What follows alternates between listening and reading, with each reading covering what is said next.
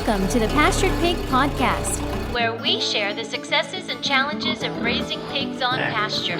We talk to producers all over the country, from small homesteads to large commercial pasture operations.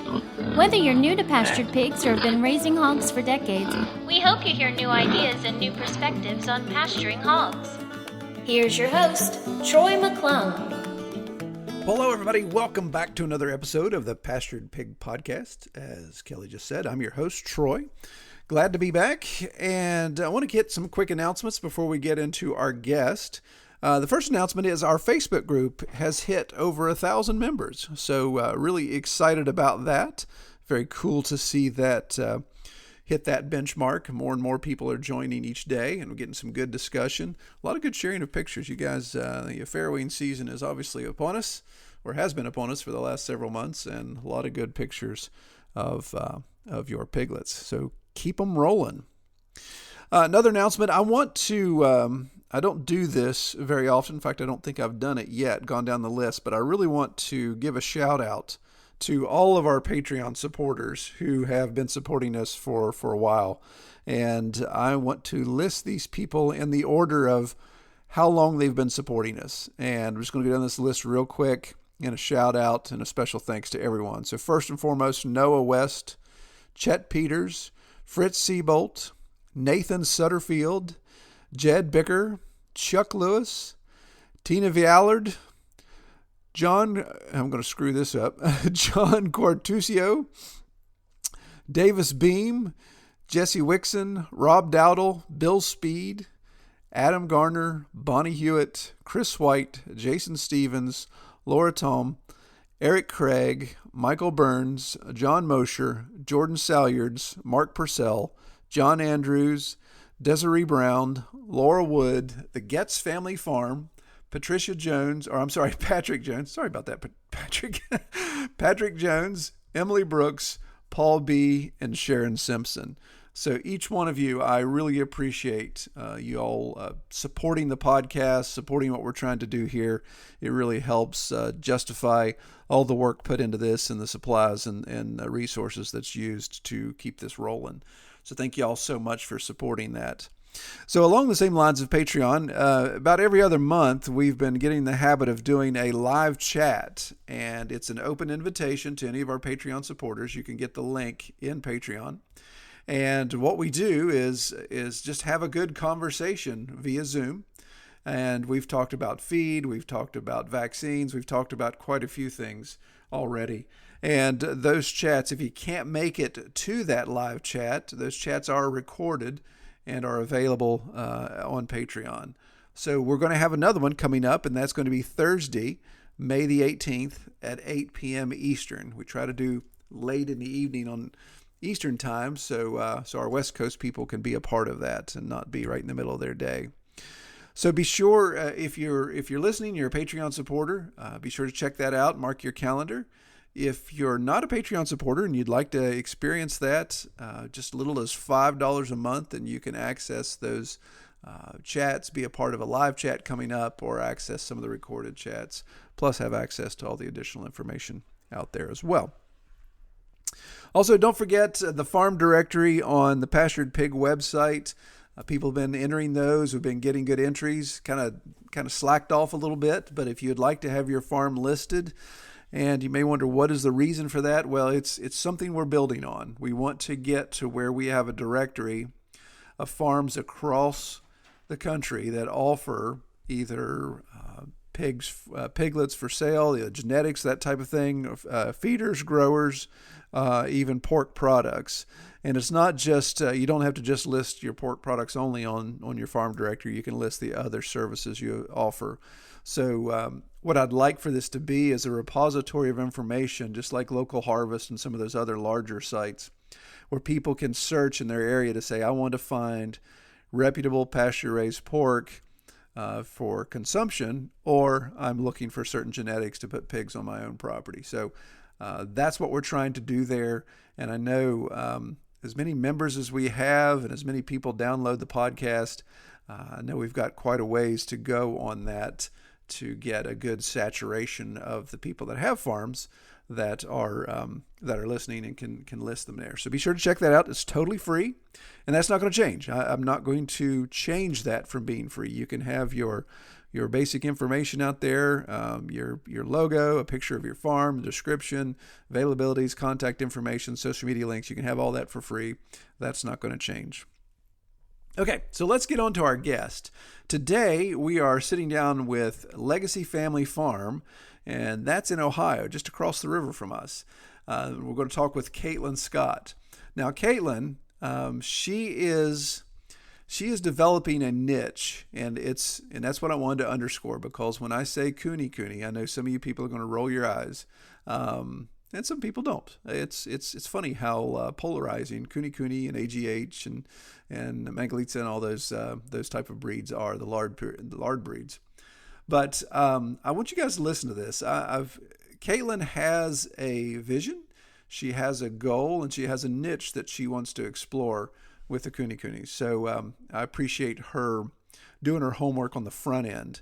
And so listen to what she has to say about this and how she's going to develop a business with Kune Kune as she explores that niche. Welcome, Caitlin. Thank you. All right. So I've got to ask, I don't know where you are directly located in Ohio, but hopefully you're not anywhere near East Palestine, are you? Well, we're about an hour and 50 minutes away. So yeah, we're down the river. Oh, okay. Yeah, it was that was pretty scary for us. We're not super close, but there's definitely some concern there. Yeah. Really for the people that are in East Palestine. Yeah. Do you all you don't draw your water from the Ohio, I assume, do you? No, we don't. We actually have a spring. Oh. So we have a spring-fed well on the property, and that's actually how we get all of our water. We pump that out weekly. Yeah. So I think we're safe there, but we do want to do some further testing on all of our wells and hoping for the best. yeah, that's a very unfortunate situation there. That's one of those things that you just have absolutely no control over whatsoever. You go through all this effort to build a farm, to build a homestead, to take care of things, to be more natural on what you consume and what you put in your body, and then something industrial happens like this, and it's just like, oh goodness. But absolutely, something I would have never thought about. We hear trains go by all the time. We're pretty close to the river, the Ohio River, and now I never thought about it before, but now every time I hear a train go by, I kind of pause. Yeah, exactly. Yeah, they haven't been having very good luck with those here recently, it seems like. So no. Well, all right. Well, we'll not talk about depressing stuff any longer. Right. But so let's segue over to Legacy Family Farm. Give me an overview of your farm, kind of the lay of the land, a little bit of what it's like in Monroe County, Ohio there, and just kind of what assets your farm has. Okay. So yeah, we're in Powhatan Point, Ohio. We are on a ridge here right on the border of West Virginia, and we're about 45 minutes from the border of PA as well. So we're right in the Ohio Valley, where they call it Tridelphia, where all the states kind of border. And we have 84 acres here. Most of it is wooded. We have about 10 acres of pasture. We have an old hand-hewn barn that was on the property. It's about 180 years old. It's beautiful. And that's where we farm most of our pigs. And we have the rest out on pasture that we rotationally graze them through when pasture is available. Yeah. We have the pigs in a couple sacrifice pastures right now. They're pretty muddy out there, but we had a really, really wet winter. So I'm sure you can relate. Yes, being in West Virginia. I'm looking at the field of mud out my window right now, actually. Yes. Yeah. So yeah, that's kind of the lay of the land. Yeah. So you'd mentioned in your pre-screening that you guys are first generation farming. So first of all, why Monroe County, and then why this specific tract of land, and why farming? You all are younger than me, so I'm curious as to what gets the next generation into farming. What led you in that direction? Right. So, my husband actually, he grew up part of the time on his grandparents' Christmas tree farm in Houston, Texas. And when we met, he came to Ohio for work, and I'm actually from Pittsburgh, PA. And we met and got married, and I moved up here to Ohio, and we were renting in the area. He his work kind of took him here, and we felt like we were going to be here for a while, so we started just occasionally looking around for property. We weren't too serious about it, but we'd kind of look here and there. And one day, he was talking to a coworker who had stumbled upon our property, and he found it through an auction and actually bid on it and won it.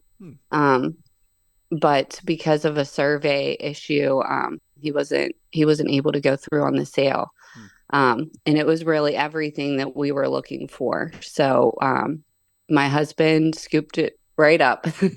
Pretty much, we had closed on the property within 30 days of finding it. So Wow. we felt that it was perfect for us. It's a beautiful property. It's really unique in the way that it's very secluded. We live about a mile down a rock road, and we're the only ones back here. Oh yeah. Wow. So we really love that about it. Oh, that's nice. Definitely, definitely. So I got to say, Yeah. Yins don't sound like you're from Pittsburgh, first of all. So Yeah. Well, I'm from Pittsburgh, and he's from Houston, Texas, and we've lived in Ohio for 6 years now, and he still tells people he's from Texas. I'm like, you're officially an Ohioan. that's right. Exactly. But he'll always be a Texan at heart. Yeah. He is north of the Mason-Dixon line. He is not in the South Yeah. anymore. So, Yeah. yeah, well, good. So why farming? So obviously he had the Christmas tree farm experience, but from what I understand, you're a stay-at-home mom with the three boys, which my goodness, that's the full-time job as it is. But Yeah. why take on the farming stuff? What led you in that direction? Well, I've always been attracted to this kind of lifestyle. And I think a big one for me was being able to raise my kids in a natural setting. And also, we're really aware of the food that we consume. And I've always been, pretty big on non-GMO or organic and trying to live a healthy lifestyle in terms of that. And I guess just the next step for us was raising our own food. Yeah. And 2020 came around, and with all the shortages and craziness, I just really was like, we have the land, we have the property. My friend um, would come over, and she had chickens, and she's like, I can't believe that you don't even have chickens yet.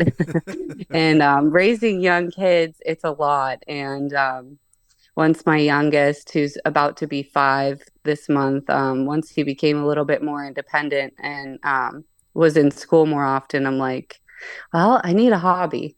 And I kind of dove right in. So Very we cool. started out with getting some chickens, and not long after that, we got some pigs. And I absolutely love them. So Well, that's excellent. yeah, Yeah. I think it was, it was a lot of factors, but really wanting to know where our food comes from is a big one. Yeah, very good, very good, absolutely. And so let's segue over into the pigs then. So with actually, first there was another question I want to ask you. So Yeah, did the property have a house on it? Did you all have to build? Was it an old farmhouse? What was your accommodations there?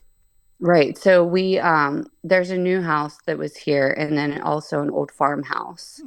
Um, so the farmhouse is pretty close to our house. It's vacant at the moment, but we let friends and family stay in there, and yeah, we have the new house that was already built. Oh, So good, good. it was a pretty great setup. Yeah, yeah, that's great. Yeah, have the old history, but then also have the newest amenities with the new building. That's a win-win situation there. Yeah. So tell me about pigs. I know you said you had chickens, but since this is the Pastured Pig podcast, we'll focus more on the pigs. So, where did you start with pigs? What was first of all why pigs? You go from chickens. Some people normally go to goats or sheep or cattle. Right. Why did you go to pigs? Um, well, I don't know. I guess I was just really drawn to them. We also do want to get cows one day, but my husband works out of town a lot, and with me not ever being around large livestock, Hmm. I just felt like pigs were just the natural option. And I've just always been kind of drawn to them. Yeah, yeah, that's fair. That definitely makes sense. And I would think, and I'm sure you're aware of this now, but with the topography that you have, then that woodlot having majority of your acreage in woodlot and being on a slope and those type of things, pigs can tend to handle that better when you don't have as much open, pristine pasture. You can really take Right. advantage of your topography of your farm. Yep. Yeah. And keeping our pastures preserved as much as possible was one of the reasons why I also chose to get the Kune Kune breed. We still do want to get cows in with having that limited pasture space. We wanted to get a grazing pig that wasn't going to totally tear up the pasture space that we do have. Yeah, yeah. So tell me about that. Tell me about the foray into Kune Kune. What was it? Was it buy 20 all at once? Was it bring home two? So what was your first sticking Yeah. your toe in the water there? So, some people are probably going to laugh at this when they hear this, but I was actually on Craigslist one day and I found someone pretty close by that was giving away two pigs. I'm sorry, it was actually three pigs, and they were a Kune Kune cross. And I felt like, well, this is a great way to kind of, figure out if this is something that we really want to do. They're free. Why don't we go check them out and see what we think? So that's just what we did. We went over and we picked up the three pigs. It was a mom and her two babies, but they weren't babies anymore. They were 8 months old at the time, and we ended up butchering two of them and then selling another, and decided to go into registered Kune Kune pigs. Okay. Did you do that butchering on farm? Did you send that out? No, we sent them out. Yeah. It's something that we want to get into, butchering on farm, but we're not quite set up for it yet. But it's something that we're definitely interested in doing in the future. Okay. So why the decision with the three Kune Kunis that you had that you got for free, which is great because you always kind of want to scratch your head and say free pigs. What's the catch here? Right. But it sounds like Right. those turned out well. But why did you look at that breed and say, okay, well this cross is good, but our next round we want to do registered? What was the catalyst for that? Well, the temperament in the crosses wasn't exactly what I was looking for. Had done a lot of research on the Kune Kune breed, and the cross wasn't exactly the temperament that I was looking for. And they were also pretty big brooders. They did have some American guinea hog in them, and they really were tearing up the pasture. So we thought, let's try to go the registered route, the purebred route, and see, what the difference is. And it was a huge difference. I mean, the Kune Kunis are extremely laid back. We do still deal with a little bit of rooting, but with their short noses, it's nothing compared to what the American guinea hog part in them was doing. Yeah. Um, so yeah, they're a lot more just docile, not just easier to handle. And Yeah, just an interesting breed. I was just really drawn to the Kune Kunis for one of the facts that, I am mostly the one handling them every day. My husband not being around as much with work. I That was a big thing for me. I want to be able to handle them. I want to be able to give them shots and things when I'm able, and handle the babies with the moms, being right there, and as well as the kids being able to handle them. Yeah. Yeah. Excellent. Very good. So when you switched to the register, did you start with a breeding pair? Did you start with a pregnant gilt or pregnant sow? What was your first start there? Well, actually, when we got the three pigs, one of them turned out to be pregnant. Ah. And that was a big surprise for us because we only had them for about 3 months. And it was the middle of February, and I was down with the flu. And one day I went out to their hut in the pasture and found eight little piglets. So it was a really an amazing experience. She actually, yeah, she raised all seven of them. One did pass away, but she raised all seven of them, and it was just such a cool experience, and we just said, you know what, we want to do this, we want to go the registered route, and we ended up getting four pigs, two breeding pairs Hmm. after that. Yeah, yeah, very good. So, And then we've expanded quite a bit. okay, that's what I was going we to ask you. have So we yeah, have yeah, go ahead. I'm sorry. that's okay. We have 15 registered pigs, and we have 15 piglets. We actually just had three mamas farrow in the last month. Oh, right. Wow. So is that are those 15 breeders? Is that 13 sows, two boars, or what's your balance there? We have two up and coming boars that are under a year. We have two boars that are over a year, and the rest are gilts and sows. Yeah. Okay. Very good. Yeah. We That should. have a we have a big range in numbers here. We've kept a couple back. We've kept a couple back from litters, and we added six more adults to the mix here that just this spring. So we've Yeah. expanded quite a bit. Very good. So what's the plan with? I mean, that's a pretty good sized breeding operation there. The potential of so many pigs you can have on farm at one time. So are you looking at selling those for feeders, for actual raising them out for meat production? What's the approach there? Yeah. So when we expanded this spring, we're looking to, the last year and a half, we've just kept feeders back for ourselves, and now that we've expanded quite a bit, we're looking to sell feeders as well as grow outs for ourselves. So we're looking to be a far to finish.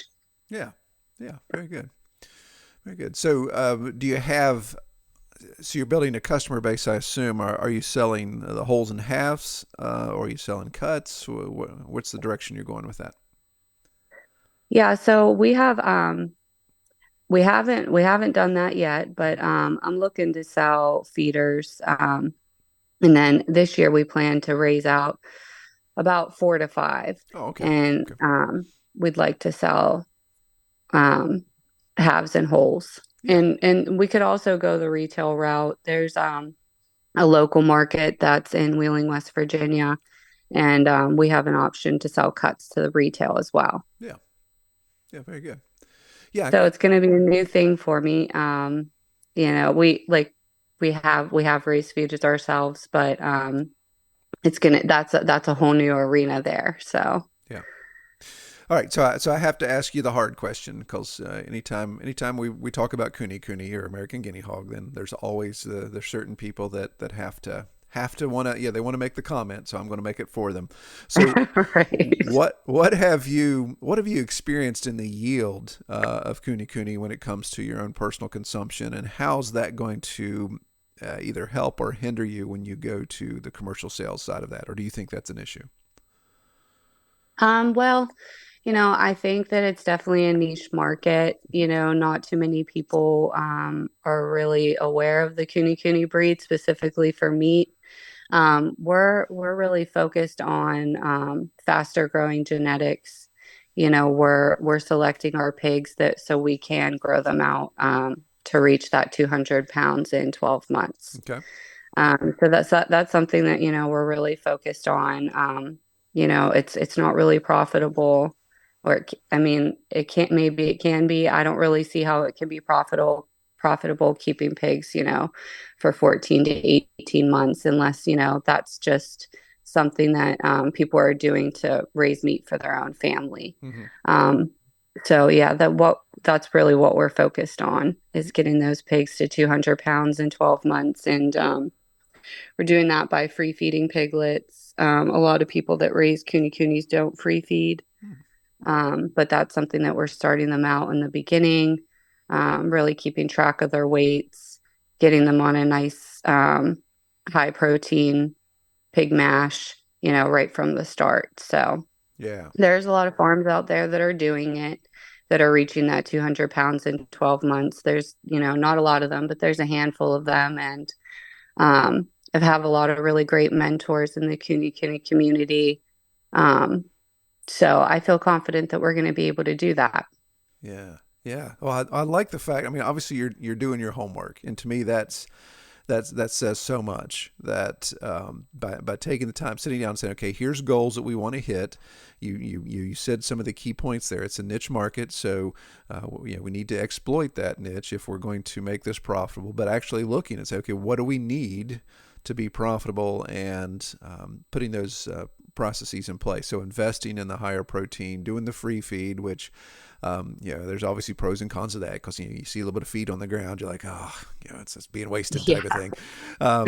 But knowing that there's an opportunity there to build, and then having that goal in place, so you can sit down and look and say, okay, we're going to look at this over a course of a year or two, how many litters we raise out, and do a cost analysis of this. So I love the fact that you're putting that much investment in the time and the effort to follow the data as well. Yeah, well, thank you. And starting out, I've listened to so many of your podcasts, because that I really am really big on research and doing my homework, and trying to learn everything I possibly can before I jump into something. So Yeah, spent a excellent. lot of time listening to your podcast, driving back and forth from getting the kids to school and things like that. So Yeah, it's excellent. been helpful. Excellent. So do you find, because I know that neck of the woods up there, very, very similar to ours as far as the makeup of the forest goes. So are you finding great forage opportunities for your the piglets when they get in the woods and get all that mast when that's really on? Yeah, yeah.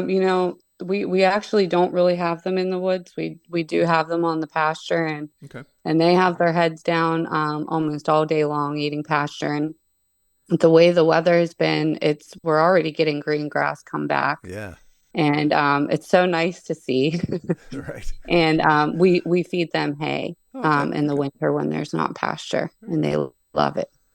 Yeah, yeah, that's great. Yeah, that's the beauty of that breed, is they do definitely graze more than the other breeds, and have that opportunity to extract more protein from that forage. So it's great that they have that opportunity. And hay is what it is. Hay has expense to it, and but it's my understanding. Obviously, I don't feed a lot of hay to my pigs, but it's my understanding that the pigs that do eat a lot of hay are not as uppity about hay like a horse or even a sheep would be. That they can handle an eclectic variety of hay quality. Is that correct? Yeah, that is true. I know of a lot of breeders that do feed alfalfa to their mamas and their piglets. But we actually just feed regular old grass hay, and they love it. Yeah. We're pretty fortunate to have some neighbors that make hay, and they're close by, and um, they help us out with loading it and unloading it and everything. And we've been really fortunate to be just real close to that, so we're able to get our hay for a good price, because they sure do go through a lot of it. Right.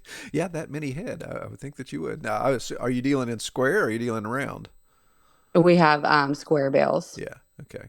Yeah, I was going to Yeah. ask, especially since it sounds like you're the one probably doling the hay out on a regular basis. Round bale is convenient, but it's super heavy and requires specialty Right. equipment. So square can be handled a little easier. Yeah, yeah. So we have a bank barn, and so we have the hay loft upstairs, and the moms are actually in the barn right now downstairs. So I just throw it down the steps, and throw it down the hill to the pigs. Yeah. Yeah. Well, excellent.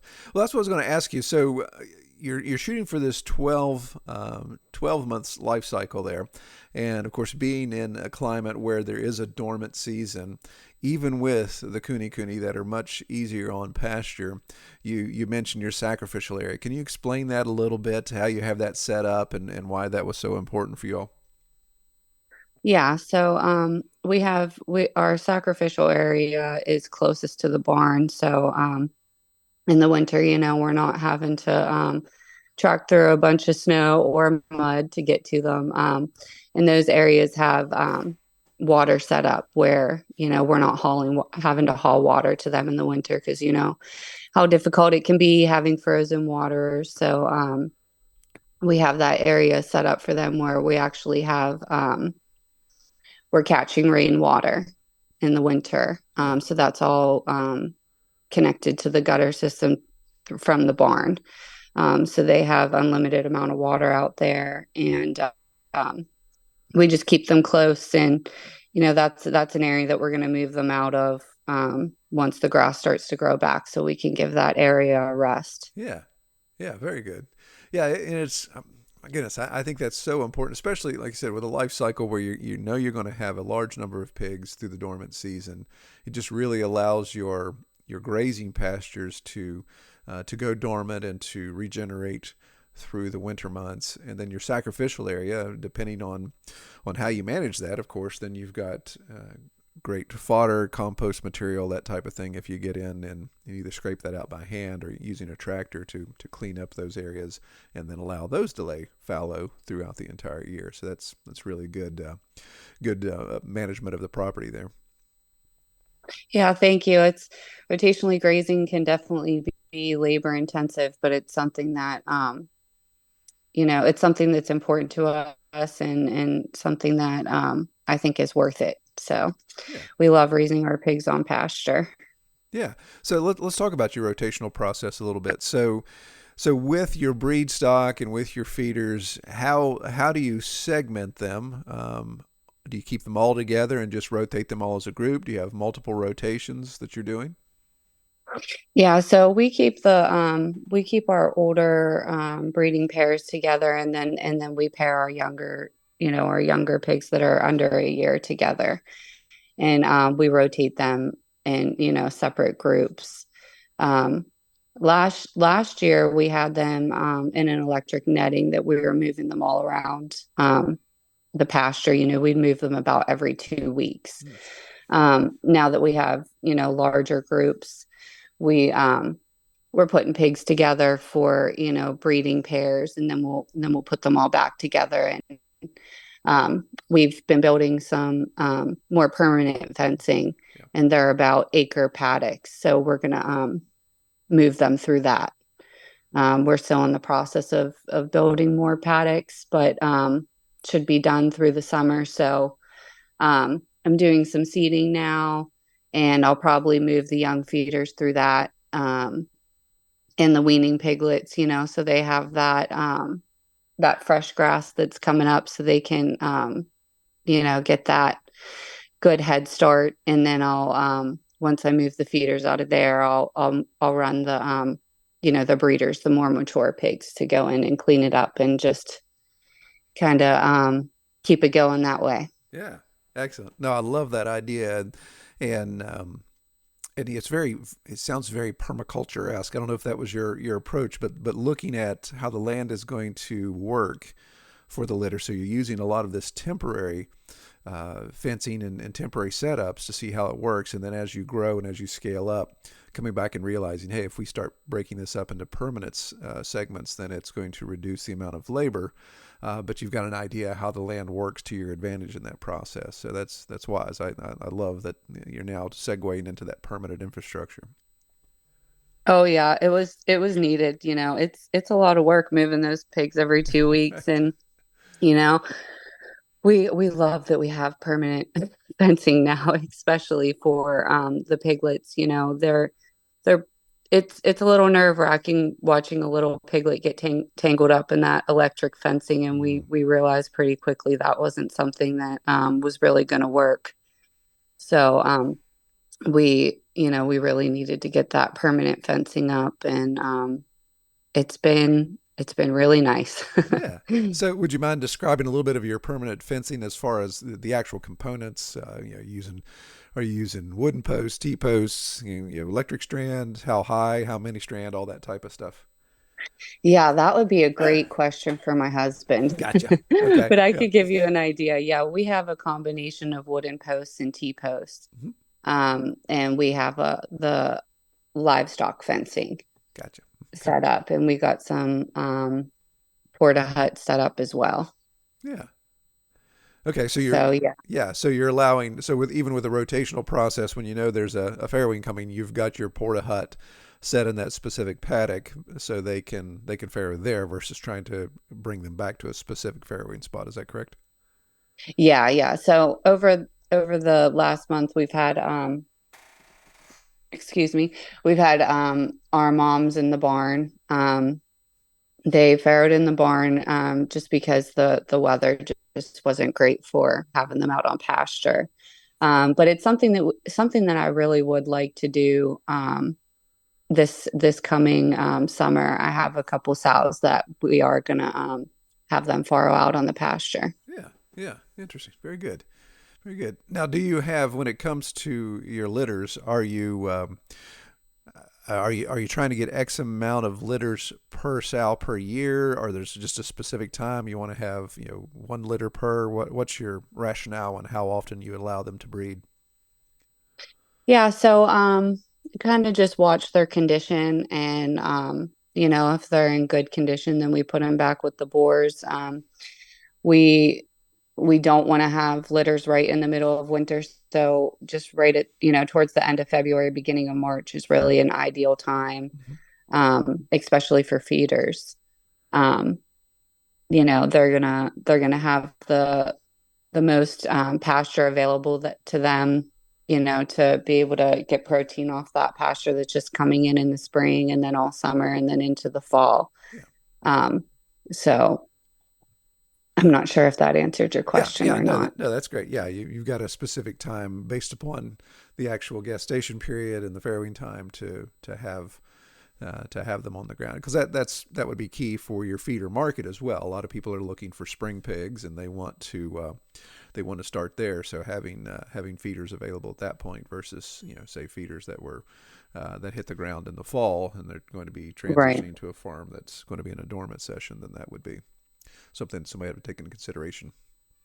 Yeah, there's so many variables raising young pigs through the winter, and it's just a little bit nerve-wracking. And yeah, so we want to have them, during the warmer months, the end of February, you can still get some pretty cold days, but luckily this year we've been pretty good with temperatures. So Yeah, yeah. So just because this is fresh in my mind since I just did it last week, so is there a lot of castration going on the farm? Are you guys taking care of that yourselves, or how's that working out for you? yeah, so my husband's done the castration in the past, but we've actually found a local vet that does it. It's pretty affordable. Oh So wow. yeah, we're going to be taking. We had a lot of boars in these litters, so we're going to be taking quite a few of them in here in the next week or so. All right, so I got to give you a little bit of heat about that because that seems unfair. I think a pig farmer has to at least have the experience on a regular basis of castrating their own pigs. No, no, I'm joking with Yeah. you. That's great, and having that resource nearby is just incredible because obviously a vet's going to have some of the infrastructure that's needed and be able to look for specific issues while the piglets are there. So that's awesome. I'm kind of jealous of Right. that. My wife would be very Yeah, yeah. jealous. I She hates mean, castration time. right. It's not my husband's favorite time. He's more than willing to do it, but being home, he's home only on the weekends, so we have a whole lot going on, so it's just easier for me to take them in during the week. Yeah, yeah, great. Yeah, so yeah, Yeah. that I'm just picturing you loading all these piglets into the vehicle, and Yeah. so Yeah, is it it's a noisy ride. yeah, is that a large animal vet? I mean, are the people there with their cats and their dogs, and you're rolling in with a cage full of piglets? How does Yeah, it is a large animal vet, but you see a lot of cats and dogs in there too, so it's kind of funny. I mean, people are always excited to see little piglets, so Yeah. I'm popular in those places. Oh, I bet. I bet. Oh, great. Great. Well, Caitlin, let me ask you this. What's the next 5 years look like for you? What if you're looking at your goals? I know you're talking about hitting that goal of raising out at a good market weight in 12 months, but where do you see the farm and the operation in the next 5 years? Wow, that's a good question. I really would like to see all of our pastures set up so we have a really good rotational grazing system set up. I would really like to see our meat in retail stores and people enjoying Kune Kune meat. I'm big on education, and I really am passionate about this breed. And I think that it does take some education with Kune Kune's not being so well known, especially in the meat market. So I just really hope to be a leader in that. Yeah. Yeah, no, that's great, and especially when you're looking at Kune Kune, and you said the education. We've been talking about this for a while here recently, but this idea of lard and the taboo associated with lard for so many decades, but the fact that people are coming back around and giving lard another look and say, well, wait a minute, maybe it's not as big a health issue as they were claiming back in the 80s and stuff. Oh, yeah, what's your take on that? Right, yeah. I'm glad you brought that up, actually. We love lard and I run to our lard, and I've actually started a little market for our lard as well. We do sell it. Have a lot of soap makers that enjoy it for their soaps, and that's something that I would also like to expand into. Um, Making soaps and products for ourselves, but also, having that in retail stores, Kune Kune lard soap. Yeah. So, Yeah. So yeah. There's my goodness, we could do another episode just on talking about this. But so do you find when it comes to your right. processor, does your processor have uh, the experience needed with these lard pigs to know how important retaining as much as that lard is? Because I know some processors are like just wham bam, they're just peeling everything off there, and they're going to toss that lard to the side with the rest of the cutaways. Does your processor have a good understanding of that? Have you been happy with what you're seeing so far? Yeah, I have been. I always make sure to let them know I want all the lard back, and they're happy to give it to me. Yeah. And we do have a lot of it, but we go through a lot of it too. I do a lot of baking with the lard and a lot of cooking with it as well. So it definitely gets used up, and what we can't use ourselves, we do sell, and looking into getting some soap made, and yeah, we love it. Yeah, great. Yeah, and that to me is key, especially when we talked about exploiting a niche with this very specific market, a very specific breed, and the pros and cons associated with that. But when you have a lard pig and you have an audience and a market for that lard, then what some person would look at and say, well, this is a byproduct that nobody wants. You've got a byproduct that not only do people want, but there's even value added elements to it. So you can get a higher cost per pound on that because of some of the value added you're doing. If you're pre-rendering and selling that way, then it expands the opportunity for profitability in something that somebody else would look at and say, well, this is a byproduct that's wasted.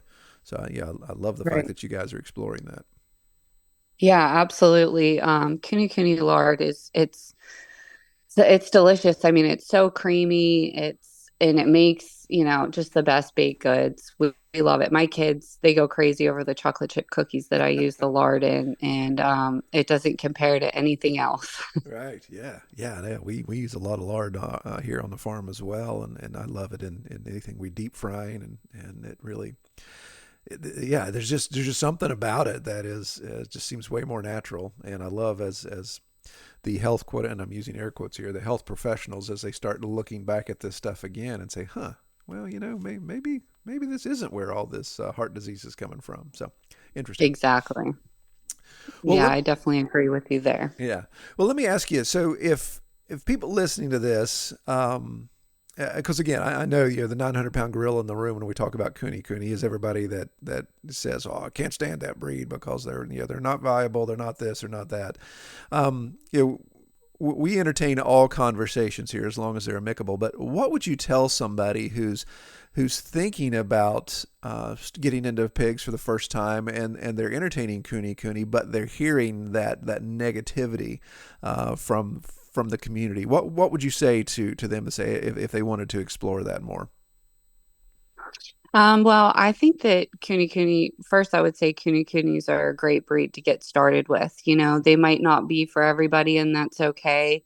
But I think that they're great for anybody that has a small holding, just even on just a small homestead. They don't need as much.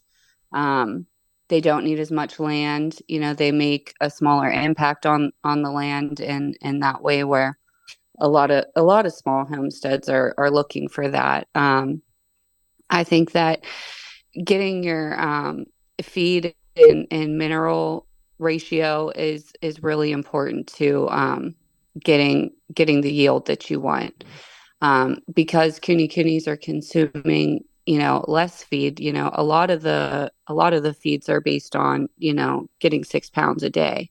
My adults are only getting 3 pounds a day. So I think really getting the minerals and the feeding right is something that can help, set you up for success. A lot of people just, think that you can throw a cup a day out to the pigs and they can just eat grass all day, and, they're disappointed on their carcass yield, at the end of it. So I think that actually treating Kune Kunes like pigs, which they are, and feeding them like pigs is so important. Right. Yeah, that's great. Good advice. Perfect. Well, I'm going to be cognizant of your time here, but I want to ask you one last question, a question I like to close out with. What, Caitlin, is your favorite part about raising pigs on pasture, especially the Kune Kune? What do you like the most about them? Well, I absolutely love my pigs for so many reasons, but I just love seeing them out there grazing happy all day long. They're such a hardy breed, and they just, I can see that they enjoy being outside. They all have their own personalities, and I love seeing them out there happy with their heads down, just munching on grass all day. Yeah. Good And stuff. the farming experience has, been difficult for us this last farming season, but it's just such a blessing to see new life come into the world, and I'm honored to be able to be raising this breed. Yeah, excellent, wonderful. Well, if people want to find out more about you online, what's your online presence? Where can they find you? So I'm pretty active on Facebook. They can find us at Legacy Family Farm on Facebook. And I'm also on Instagram as our Farm Tale. And it's TALE with an underscore at the end. Okay, very good. Well, I'll share that down in the description here, the show notes, so you guys can check that out. Well, Caitlin, I appreciate that. Yeah, I really appreciate you coming on the podcast. It was a pleasure talking with you, and I pray that this new season is successful for you all. Thank you so much. All right, you have a good day. All right, well, I really appreciate Caitlin coming on the podcast and appreciate her sharing her story and what she's dealing with there. So as always, if you would like to be on the podcast or you have a topic you'd like us to consider, you can reach out to me using the email troy@redtoolhouse.com or visit either of our websites, redtoolhouse.com, and use the contact form there, or the Pastured Pig and use the contact form or the podcast form as well. Don't forget that we've got our Patreon all members chat coming up Thursday, April. I'm living in the past. May 18th at 8 p.m. That's Thursday, May 18th at 8 p.m. Eastern. All right. I appreciate everybody listening, and I pray you have a great week. Take care. We hope you have enjoyed this episode of the Pastured Pig Podcast. To learn more about our podcast or to submit topics or recommend guests for future episodes, visit redtoolhouse.com.